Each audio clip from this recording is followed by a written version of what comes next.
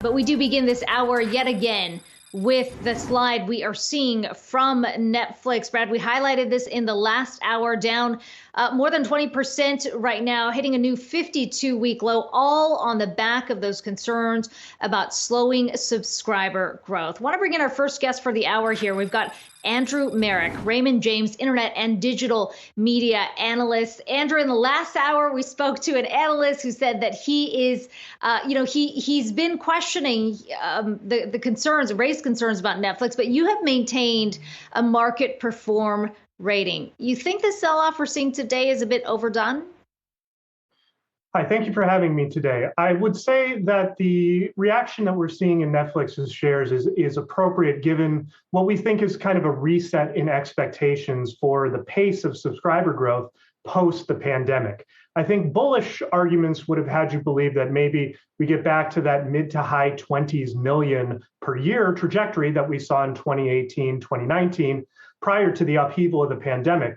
Since then, I think the 1Q guidance of 2.5 million subscribers kind of takes that off the table for 2022. And so I think the question will remain, what does normalized demand for Netflix look like as we get past the pandemic? And I think it's actually relatively well below those mid to high 20 million figures. We're at, I think, 19 million for 2022. And particularly, as you mentioned your targets and what you're looking for, your note has about 19 million, as you were mentioning, 19.6 million even going into 2023. And so with that in mind and kind of factoring in what Netflix has already said and forecasted at this point, on what type of spending do you anticipate that would take place, knowing that this is still a company that's heavily reliant on the titles being popular in many different regions of the world as well? Absolutely, especially from a subscriber acquisition point of view, which is what Netflix kind of pointed out as one of the weaker areas of their subscriber dynamic. Churn and retention were actually relatively strong, but the subscriber acquisition is the question. And that does really boil down to, can they keep providing that high level blockbuster, headline driving content in order to entice subscribers to join the subscription service? They were about $17 billion in cash content spend in 2021. We have that increasing to about $18 billion in 22 and increasing at a growth rate slightly lower than revenue beyond. We think they're going to continue to spend on content because it is that engine, that driver for subscriber growth and interest.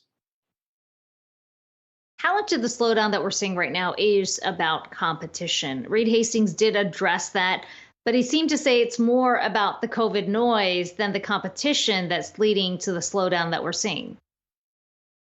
So this was the first time that we can recall that even on a marginal basis that the company cited competing streaming services as an avenue of competition. In the past, it's mostly been focused on things like video games, other forms of digital media. But I think that as we've started to see the direct-to-consumer services start to really scale up, whether that's Disney Plus, Peacock, Paramount Plus, these are companies with very large libraries of content and who are also starting to really turn the content investment flywheel in ways that we haven't really seen, especially prior to the pandemic.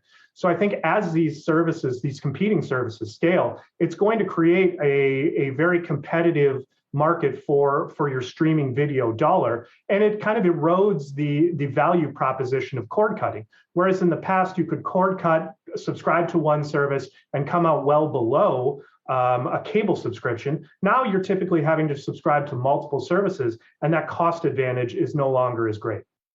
So absent the major superhero titles that some of their competition has, absent the regional sports networks or sports overall or unscripted, which they're looking and addressing even more so in this most recent earnings call and report, where does that pricing power, as we're looking at the competition and that competitive landscape and the pricing power, that has Netflix sitting above the rest of the competition in the fold right now that we're displaying. And so does that pricing power begin to wither if you don't have the superhero or the sports or some of the unscripted content? Yeah, I think the stock reaction today and maybe some of the weaker subscriber guidance is overshadowing a little bit the strength of Netflix's content.